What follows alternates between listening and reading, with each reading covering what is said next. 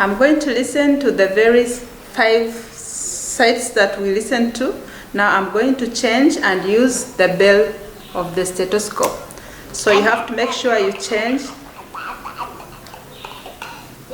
and listen with the bell of the stethoscope. So I'm going to listen to the right upper sternal border.